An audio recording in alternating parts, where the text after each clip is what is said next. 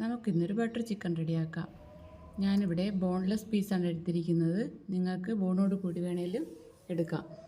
അതിലേക്ക് ginger garlic paste, ഉപ്പ്, കാശ്മീരി ചില്ലിയും ചേർത്ത് നന്നായി മിക്സ് ചെയ്ത് മാറ്റി വയ്ക്കാം.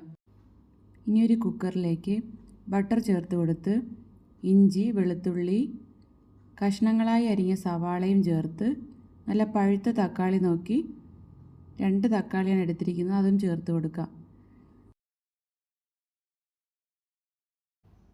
ഇനി ഇതിലേക്ക് ഉപ്പ്, കാശ്മീരി ചില്ലി, ലേശം വെള്ളം, 4-5 കാഷ്നട്ടും ചേർത്ത് 2-3 വിസിൽ വരുന്നവരെ വേവിച്ചെടുക്കാം. ഇനി ഒരു പാനിലേക്ക് ബട്ടർ ഇട്ട് കൊടുത്ത് ചിക്കൻ ഫ്രൈ ചെയ്തെടുക്കാം. ഈ ഫ്രൈ ചെയ്തതിലേക്ക് കുക്കറിൽ വേവിച്ച മിക്സ് തണുത്തതിന് ശേഷം അരച്ചെടുത്ത് ഈ ചിക്കനിലേക്ക് ചേർത്ത് കൊടുക്കാം. ഇനി ഇതിലേക്ക് ഗ്രേവിക്ക് ആവശ്യമായ വെള്ളവും ചേർത്ത് ലേശം ബട്ടറും കൂടി ചേർത്ത് കൊടുക്കാം. ഇനി ഇത് തിളച്ച് വരുമ്പോൾ കുറച്ച് പഞ്ചസാര, ഗരം മസാല, കസൂരി മേത്തിയും ചേർത്ത് നന്നായി തിളപ്പിച്ചെടുക്കുക.